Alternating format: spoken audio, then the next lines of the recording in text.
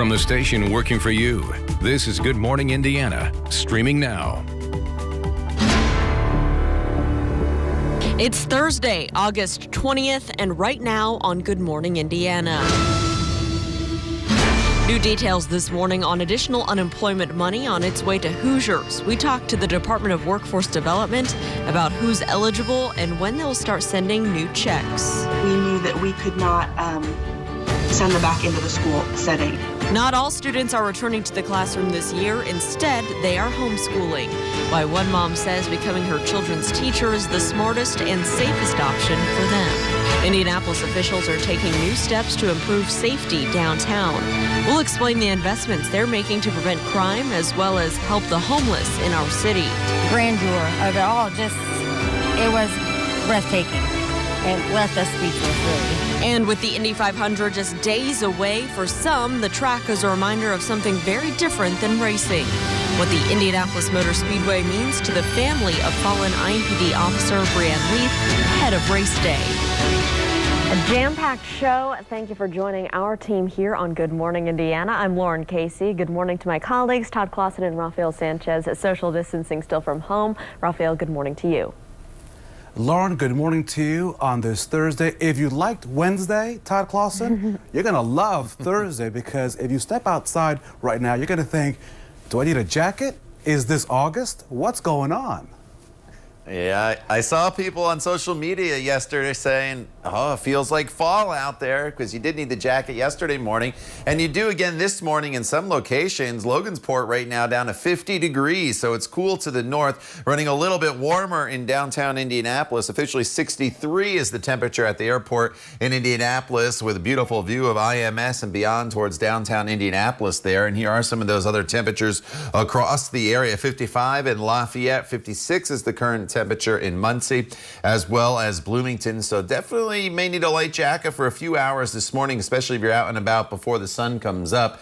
Sunrise officially just after 7 o'clock, so about an hour away, although those skies will start to brighten here shortly. No threat of any rainfall in the forecast for the day today. In fact, the morning hours and into the early afternoon, completely sunny. Temperatures eventually climb into the 70s by the noon hour. High temperatures today eventually into the low 80s. We'll talk more about that and look ahead to your Friday forecast as well as race weekend coming up in just a few minutes. But right now, let's get you updated on the traffic situation with Lauren.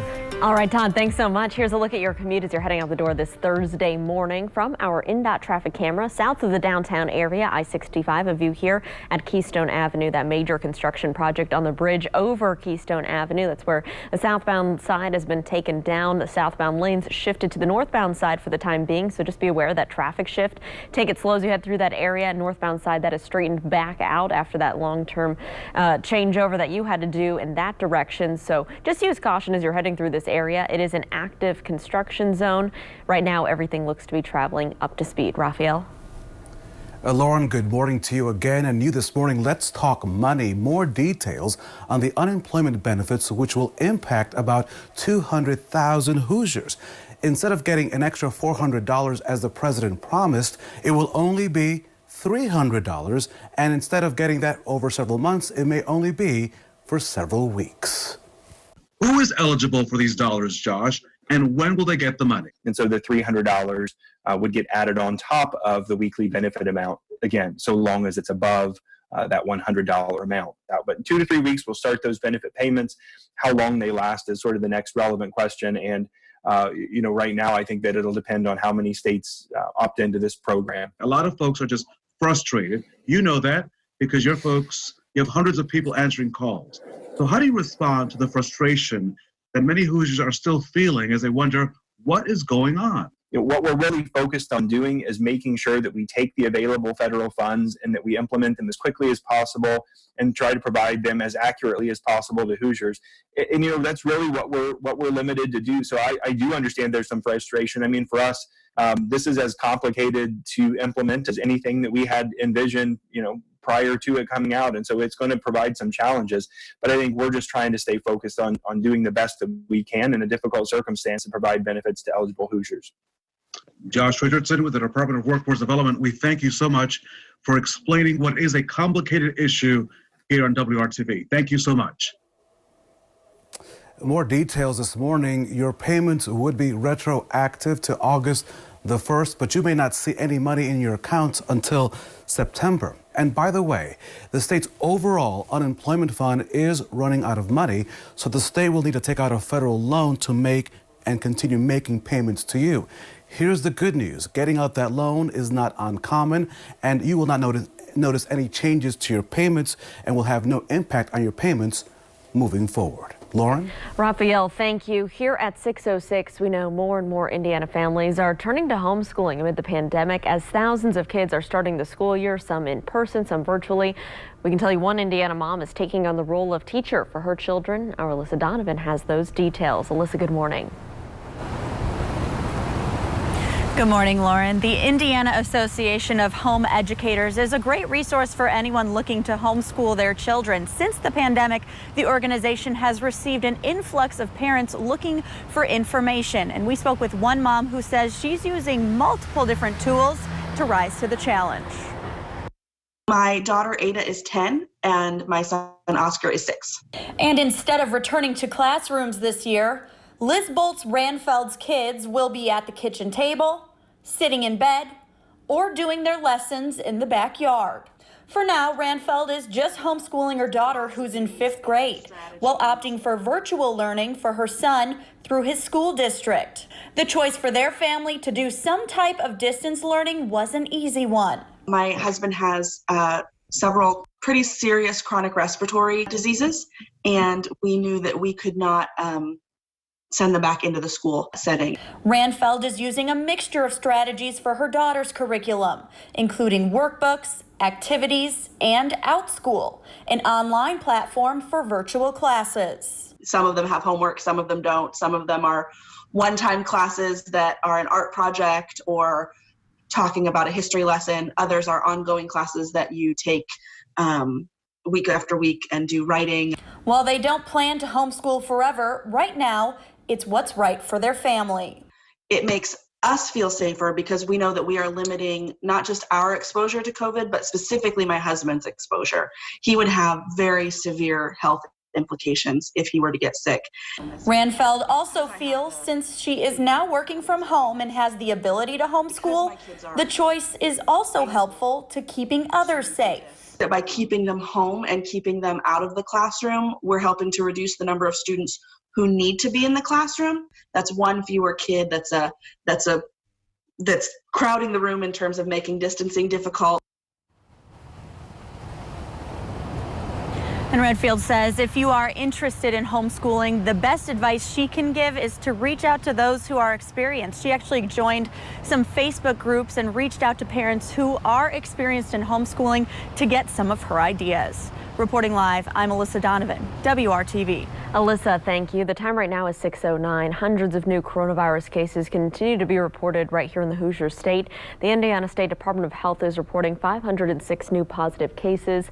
That takes the state's total to more than 82,000 since the start of the pandemic. 14 new deaths were also reported here, bringing the death toll to 2,968.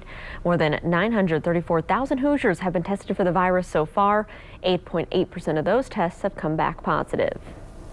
Lauren, city leaders in Indianapolis making a major investment to improve safety in downtown Indianapolis, in the heart of our city. Mayor Joe Hogsett outlined that more than $750,000 will be allocated to address the ongoing problems, including crime and homelessness.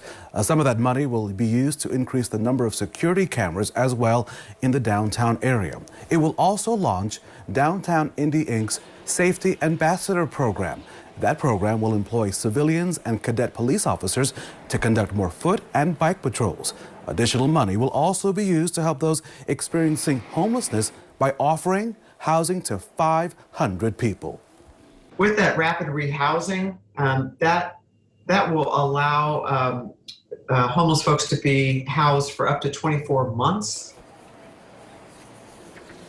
Officials say the extra police patrols are set to start by the end of the month. And you may have noticed the new portable fencing around City Market during the evening hours in downtown Indianapolis.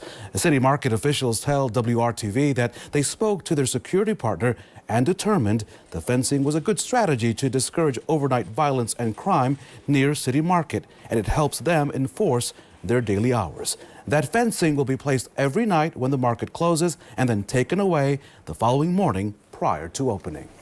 It is 6:11. The 104th running of the Indianapolis 500 will happen on Sunday without fans in the stands. Of course, that'll impact IMS and local businesses, but the change is also impacting nonprofit organizations. The Speedway Lions Club usually makes thousands of dollars on race week, parking cars in the Coke lot, the organization's biggest fundraiser of the year. Vincent Noblet, a member of the board of directors, says that money allows the group to serve the community throughout the year. It affects every program from internationally, cancer control, the eye bank, leader dogs for the blind. It affects how many scholarships will be given away to the high school students. Well, to help make up for the loss, the Exchange Club of Speedway has set up a donation section on their website. The money will be distributed to local organizations in need. We have a link to this story on the WRTV app.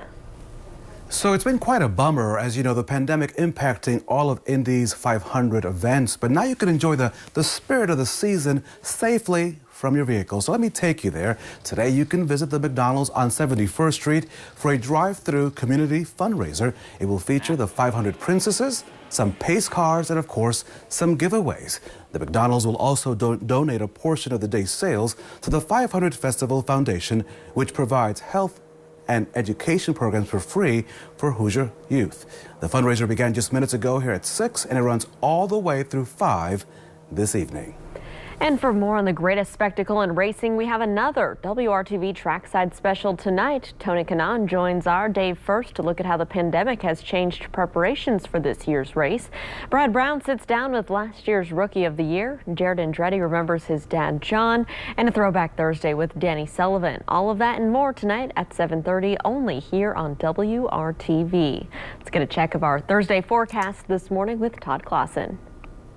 And Laura, we're going to start you at IMS. How pretty is this picture? Been showing you all morning long, but now the sun's starting to rise in the eastern sky behind downtown Indianapolis. So you see turn 2 in the foreground, the city in the background, and there's the sun starting to come up. It's a very pleasant morning for us right now with temperatures that range from 55 to the north to 55 in Bloomington as well. 63 in the city. We're going to bounce up into the low 80s today with lots of sunshine.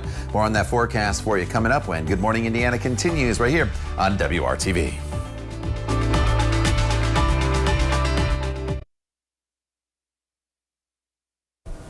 In our coverage of Democracy 2020, the issues of gun violence, climate change, immigration, among the hot topics that were featured on the third night of the Democratic Convention. And some of the party's biggest names also speaking, including former President Barack Obama, who shared some harsh words on President Donald Trump. Scripps correspondent Joe St. George reports. Donald Trump hasn't grown into the job because he can't. Former President Barack Obama with a scathing review of his successor on night 3 of the Democratic Convention, the most public rebuke by one president about another president in years. This administration has shown it will tear our democracy down if that's what it takes for them to win. The evening also putting Senator Kamala Harris front and center as she accepted the vice presidential nomination. I know a predator when I see one. There is no vaccine for racism. The issues of immigration. Now my mom is gone, and she's been taken from us for no reason at all. Gun violence, climate change, and others highlighted by the Biden-Harris campaign, with Hillary Clinton and Elizabeth Warren speaking too. This can't be another woulda, coulda, shoulda election. We all need to be in the fight to get Joe and Kamala elected. Warren's speech aimed at progressives like Sean Sindelman, a convention delegate for Bernie Sanders, who tells us he's not quite on board with the Biden campaign yet. Are you going to vote for Joe Biden?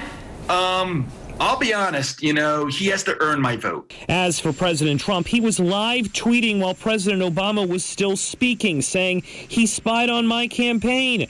Trump later today will speak in Pennsylvania, just hours before the Democratic Convention concludes with Joe Biden's address to the American people.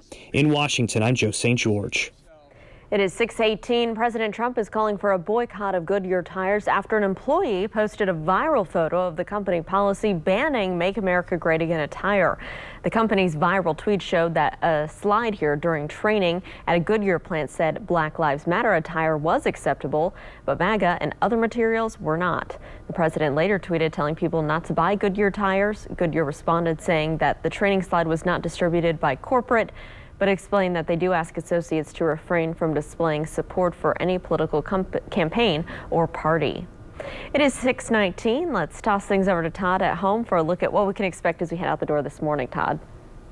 You know, this morning it is absolutely terrific once again, Lauren. Many of you probably want to have the light jacket handy as temperatures are sitting in the 50s in most locations, running a little bit warmer here in the city. But here are your headlines. This morning, as we just talked about, temperatures a little on the cool side, but now that the sun's coming up, we'll start to see these temperatures moderate very quickly. Nothing but sunshine for your noon hour and then near perfect conditions once again this evening. A beautiful shot there as you look through IMS and you see the sky starting to brighten behind the city skyline there. 63 degrees in Indy right now, 55 in Bloomington, as well as Kokomo, Muncie at 56 degrees. So not much to show you on the satellite radar picture locally. We'll expand out. And you notice it's a little unsettled to our west and then down to our south. You can see the clouds starting to stream to the north a little bit. There's going to be a little weak area of low pressure that's going to start to lift to the north. That'll eventually start to bring some rain chances back into the forecast as we get into the weekend. But until then, we are in great shape. 60 degrees at 7 a.m. here, so the temperature should go down another degree or two before sunrise. And then it's a slow and steady climb throughout the morning hours to about 76 degrees for your noontime temperature. Thinking about lunch, I would think about lunch outdoors if you have the opportunity to do so here throughout the day today. And then high temperatures today will eventually get up to 82 degrees for your afternoon high. This evening, absolutely terrific. Sunset, 8:35 this evening, and temperatures will be falling into the low 70s at that point and 71 degrees by the time we get to 10 p.m. And tomorrow morning, we do it all over again. We're back in the 50s tomorrow to start your Friday with very calm conditions, the clear skies, about 57 in the city, and then throughout the day tomorrow. One thing you'll notice as the day goes on, the cloud cover will start to increase a little bit for your Friday. So we'll go from mostly sunny to start to eventually partly to mostly cloudy in the evening hours with a high temperature tomorrow that's a little bit warmer as well as we get all the way up to 85 degrees. And then for the weekend, Saturday 83 was the chance of some scattered storms, and then there's about a 20% chance of a spot storm on Sunday. So rain chances are a little bit higher on Saturday than they are on Sunday. We have two things going on. The area of low pressure I mentioned, that's going to start to spread some showers into the area as we work our way into Saturday afternoon and evening. They should all be light and spotty. And then it's this band of rain that you see off to our west, and as I put it into motion, that'll start to head our way as we work our way into the day on Sunday. It'll be weakening, not expecting anything more than a spot shower as we get into race day. That is the good news. And then behind that front, warm and muggy as we head into next week, Lauren, with highs near 90 degrees. All right, Todd, thank you so much. Let's take a look at traffic as you're heading out on the roads right now. Maybe you're heading to work or school here. This is the southwest side, a live look at I-465 near Man Road, where traffic is picking up, as you can see by all the headlights out that way. It's traveling up to speed both eastbound and westbound. No lane restrictions, no crashes here to slow you down. Raphael? So, Lauren, another sign of progress during this pandemic. Today, AMC theaters will open their doors for the first time really across the country since the pandemic began, including right here in Indianapolis. AMC plans to reopen more than 100 theaters across the country, including at Castleton Square 14 and the Indianapolis 17. There's also a discounted price of admission. That price is 17 cents per movie plus tax. Masks, of course, will be required, and right now in Marion County, as you know, movie theaters can only be open at 25%. Well, one of America's most favorite pizza toppings is now facing a shortage. Coming up, how much the price of pepperoni could impact your next pizza delivery bill. It's 6:23. Stick around. We'll have more news right here on Good Morning Indiana.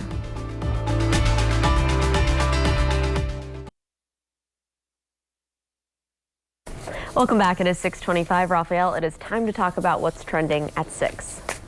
So, Lauren, I'm going to give you another reason to go ahead and buy like bags and bags and bags and even more bags of popcorn from your local Boy Scout troop, okay? Okay. Meet this young man from Hamilton County, a local Eagle Scout, making sure that students are set up for success as they return to class this year.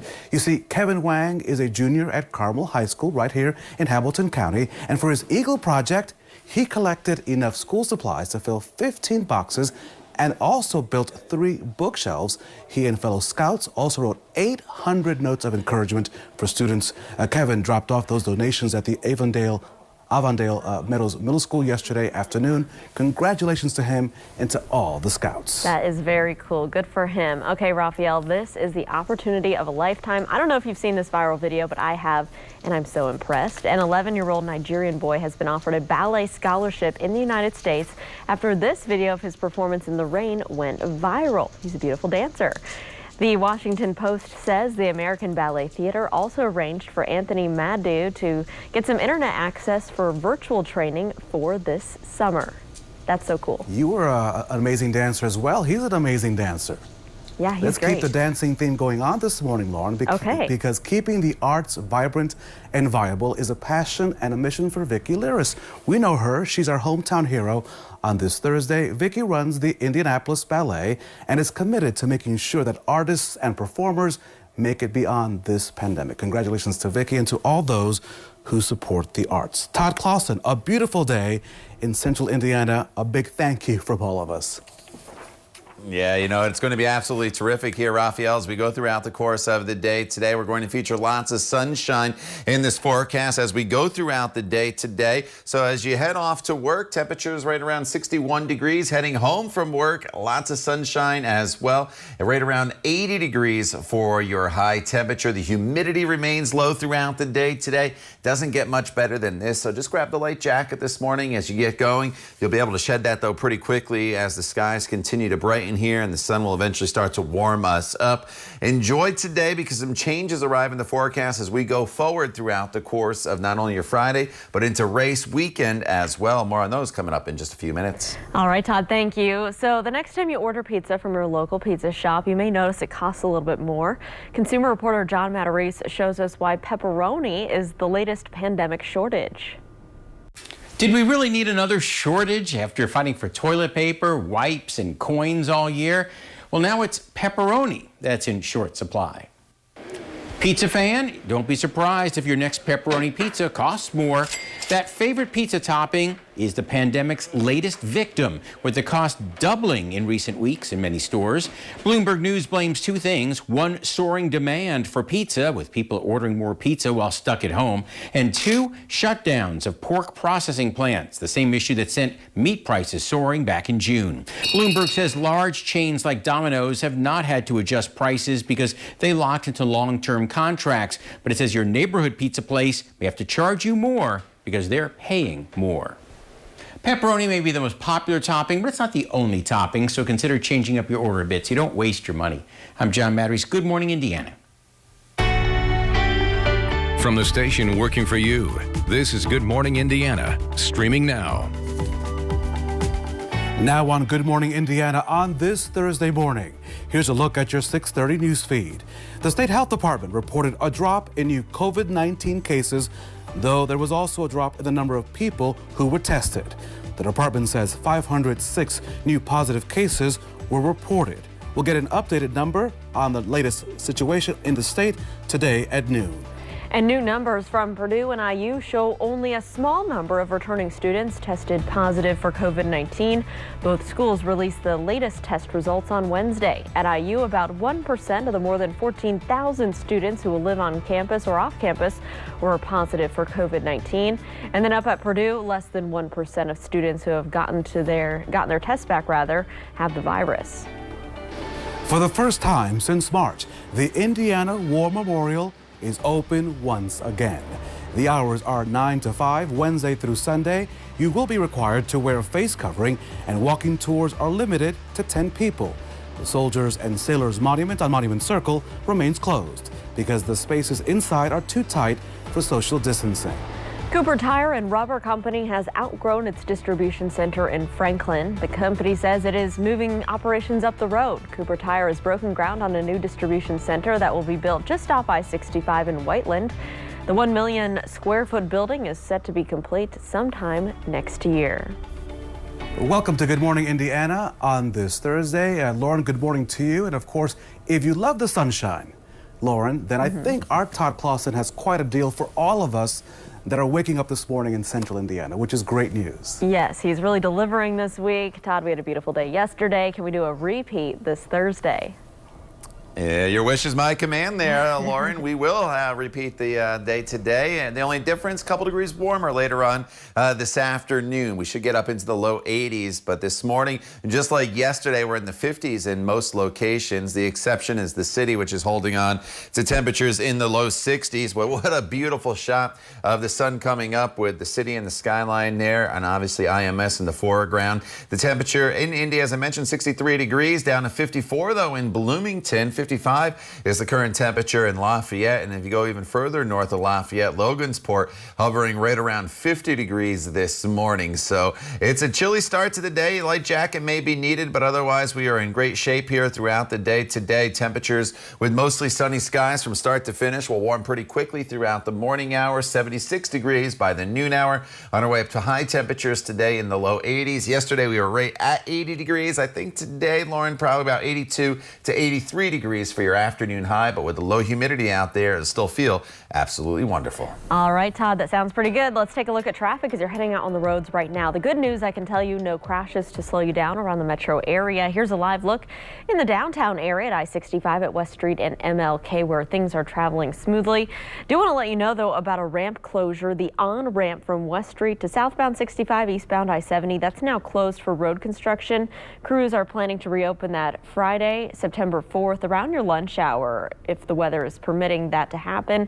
So as you're traveling in that area and you're trying to get on the interstate, I'd maybe head on over to Meridian Street and get on near the North Split instead. Of course, we'll continue to monitor that project and keep you updated. Raphael? So Lauren, new this morning, as you know, families are looking for options, especially during this pandemic, as schools return either back to in-person classes, the hybrid schedules, and so people are just looking to see what is best for their child. Yeah, and so Raphael, some parents are deciding to just bypass the school system and homeschool their children instead this semester. Our Alyssa Donovan joins us live this morning with a parent who made that tough decision. Alyssa.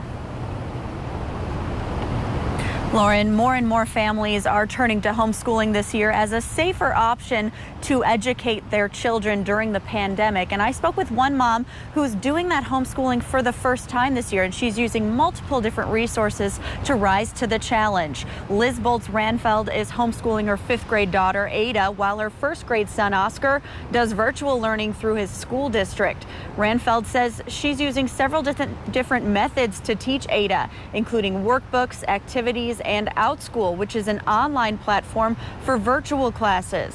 The family decided to do some type of distance learning to help keep Ranfeld's husband safe, who has several respiratory illnesses. She also feels like the choice is helpful to the rest of the community. That's one fewer kid that's crowding the room in terms of making distancing difficult or being a person that could potentially spread asymptomatically or anything else. Ranfeld says she doesn't plan to homeschool forever, but for now, it's what's right for her family. And she also says when she was starting to work on structure for her child's curriculum, she reached out to a few different Facebook groups that were for homeschooling specifically, and she talked to some experienced parents about some of the resources they use, and that's her best advice. If you decide you want to explore homeschooling, reach out to others who do it regularly. Reporting live, I'm Alyssa Donovan, WRTV. Alyssa, thank you so much. And this morning we continue to cover education for you. The state's health commissioner says that the state is still working on a dashboard that will list all the COVID-19 cases in all schools throughout Indiana. Now, the goal is to have that dashboard up and running by sometime next month. Right now, your child's school does not have to tell you about positive COVID-19 cases. WRTV Investigates has learned the only requirement that the state is required to do is to notify families that are directly impacted and need to be quarantined. Jolene Taufik's daughter is attending in-person classes at Douglas MacArthur Elementary School in Perry Township on the south side of Indianapolis. Jolene has health issues, but her daughter has special needs and benefits from in-person services. Now, while Perry Township takes communication a step further by notifying parents and staff about positive cases within that school building, Jolene and other parents are pushing for even more transparency. If we hear about these numbers through the grapevine, I think more panic sets in than them being transparent. Some parents might disagree, because I've seen some disagree, saying they don't want to hear and that people hear more numbers and they panic. And I do understand that concern as well, but I still think it's important because we're trying to know, we're trying to keep our community safe. The notification system can be confusing as parents across central Indiana are getting varying bits of information depending on how much their school district chooses to share. WRTV is working for you, and we are tracking COVID-19 cases at central Indiana schools on our own. We check out and verify every tip reported to us that we can, and then it's added to our database. You can search that database at WRTV.com to see if there are any reported cases of COVID-19 at your child's school. And WRTV continues to try and get answers about whether more Hoosiers will be able to vote by absentee ballot during the November election. Here's what the governor had to say about this during his weekly briefing on Wednesday. A vast majority of folks that I hear from want to vote actually in person, and thankfully we had a Exhibit A, the primary election, where we proved that we could do it safely. So we've seen this unfold before recently, and that was when we were contemplating and coming off the heels of a stay-at-home order. No excuse mail-in voting was allowed for the primary election due to the pandemic and that stay-at-home order. The Secretary of State's office tells WRTV that as of last Thursday, more than 37,000 absentee ballots have been requested. Around the same time in 2016, there were 109 requests. Raphael? An Indianapolis mother took center stage during last night's Democratic National Convention. On the third night, Deandra Dykes, who started the group Purpose for My Pain after her son was shot and was permanently disabled back in 2014. And that injury left him paralyzed and unable to speak. Deandra used her time in the national spotlight last night to share a message about gun violence as well as to endorse Joe Biden. I want a president who cares about our pain and grief. A president who will take on the gun lobby to ban assault weapons and close the loopholes to keep guns out of the hands of criminals. Joe Biden has taken on the NRA twice and won, and he will do it again as president. Deandra was among a series of speakers at the convention whose lives were impacted by gun violence. They also included former Congresswoman Gabby Giffords of Arizona and Emma Gonzalez, who survived the mass shooting at Stoneman Douglas High School in Florida. Well, this family will have a very different view of the Indianapolis Motor Speedway. Up next, how the Indy 500 will be both familiar and sobering at their home this year. It's 6:39. We'll be right back.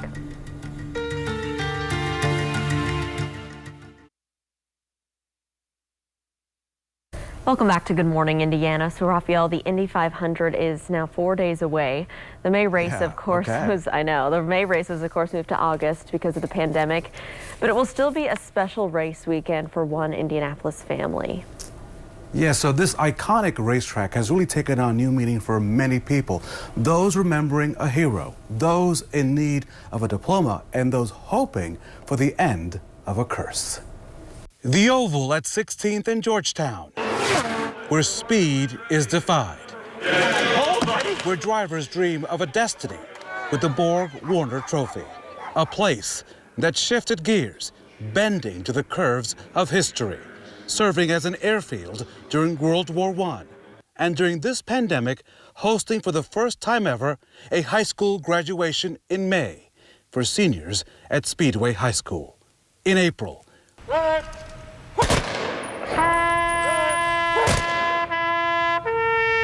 routine tours and tire testing gave way to tears and testimonials for Officer Breanne Leaf.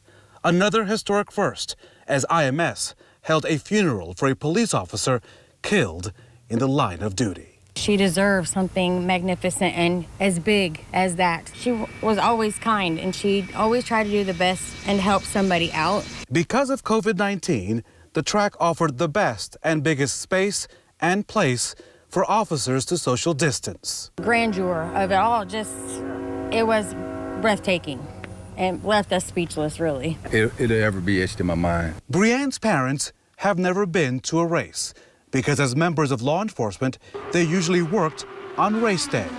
Mom was a dispatcher, and Dad is still a Marion County Sheriff's Reserve deputy. I know, like I said, all the effort that goes into, trying to, have a good race day.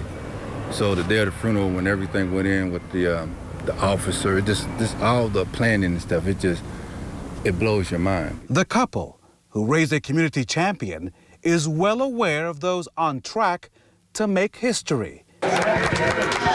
Most notably, Marco Andretti, taking the pole among 33 drivers, 33 years after his grandfather, Mario, marked a similar milestone.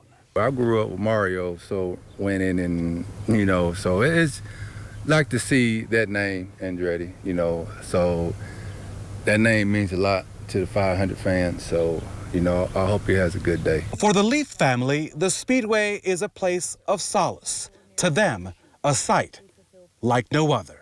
They put their heart into showing that love of the 500 to my daughter. So I will forever see that track total different. I see it for the race fans, but also to families too that lost a hero. A big thank you to the Leaf family. The Leaf family also plans on watching some of the race on TV on Sunday. A memorial fund has been set up to benefit Bree's 3-year-old son, Zane. That fund is being managed by the Central Indiana Police Foundation. We'll have more on that on our website at WRTV.com. Now let's turn to your forecast. And of course, Todd Clausen, the biggest forecast, the most important one is the one for Sunday. So will it be dry? Yeah, it's definitely going to be warm with temperatures in the 80s in Raphael. I think there's probably about a 20% chance of a quick passing shower, but it would go through very, very quick. There's just a weak little front that's going to go through on Sunday. We'll talk more about that coming up in just a few minutes, but as the kids get ready to head off to school, if they are going to the bus stop, 60 degrees if they're doing the e-learning at home. Once school's over, send them outside. A beautiful day today, 80 degrees with sunshine. We'll talk more about that weekend forecast coming up when Good Morning Indiana continues right here on WRTV.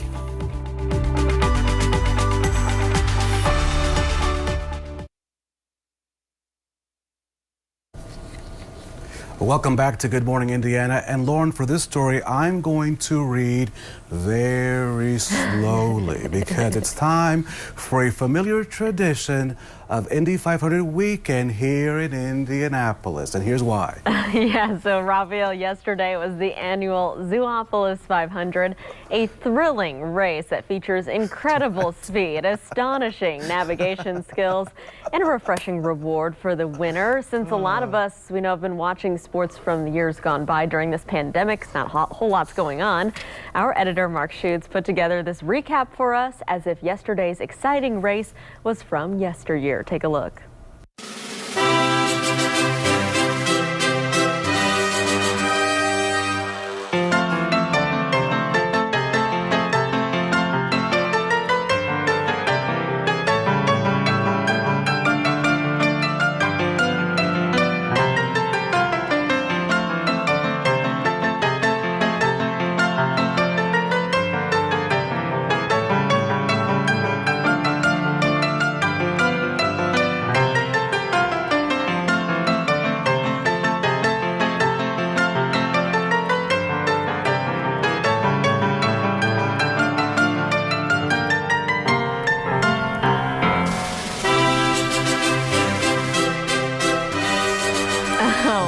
That was pretty good, Mark. I like that a lot. Mark, you are awesome as an editor, and that was absolutely fantastic and really made what is usually a very slow, kind of boring event absolutely amazing. Wow. I love that. We know James came away with the victory yesterday by a lot, so the other turtles got, and Lauren, we should point out that And Laura, we should point out that Mark is one of our editors here at WRTV. Him and Paul Zink, they edit all of our video during the morning, and we thank them for doing an outstanding job every year. They do a They great are also job. champions. Yes. Yes. All right, Todd. They had great weather for that race yesterday. Good thing, too.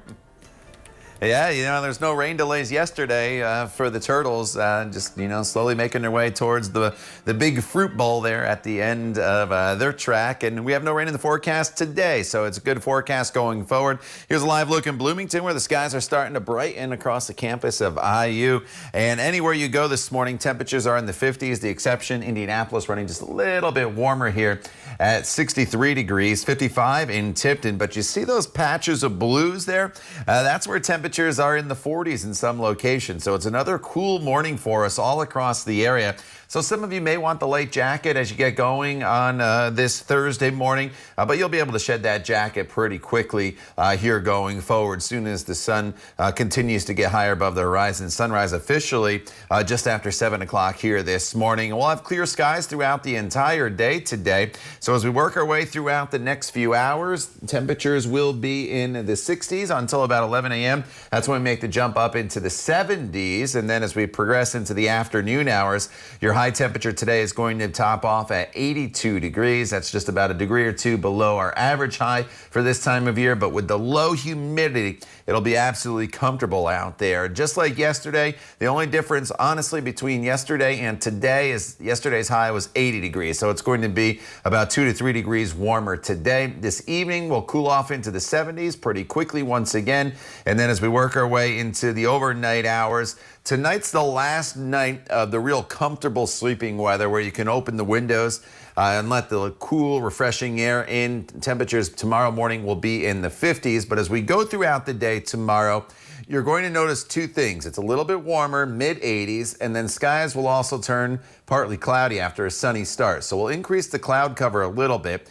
And it's part of this storm system that's very weak down to our south that's going to start to spread to the north. So you're looking right now, if you look at the top of your screen here, Saturday at 3:30, you notice there's some scattered showers starting to build into the area. On Saturday, the further south you are, the better potential you'll have of seeing a few of these scattered showers. As far as Sunday goes, you notice off to our west, this cluster of scattered showers. That's a weak little front. It falls apart as it works its way towards our area.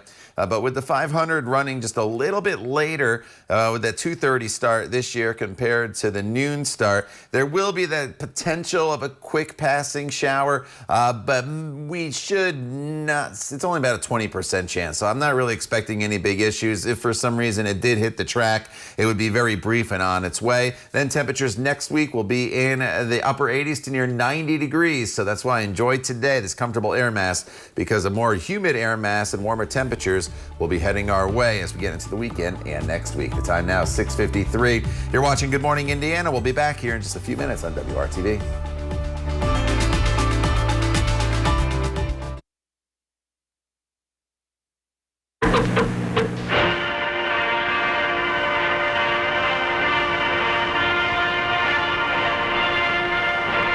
Raphael, it is time for our official Throwback Thursday. Now, there are many Indy 500 related traditions, including the singing of Back Home Again in Indiana and Milk in Victory Lane. But we know traditions, sometimes they come and go. And so, Lauren, this involved a fun way to get around the Circle City. You see, Mayor Bill Hudnut reintroduced trolleys back in 1984. They were actually diesel-powered buses designed to look like trolleys. And during May, someone thought it would be a good idea to race them around the circle at a sonic speed of 20 miles an hour. Now, the first driver that finished in 1989 wasn't even a driver.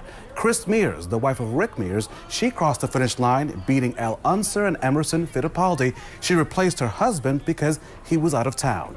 Those trolleys were pulled from service in March of 1992. But what a sight in downtown Indy. Wow, Todd Clausen. The weather then was perfect. The weather is perfect today. Yeah, 82 and sunshine today with low humidity. Soak in every minute of the day. A little warmer tomorrow. Still not that humid for your Friday, but the humidity comes up over the course of the weekend. Just a spot shower chance as we get into Saturday and a spot storm chance on Sunday, Lauren. All right, Todd, thanks. And thank you for joining us. Here's a beautiful look at the track. We'll be back in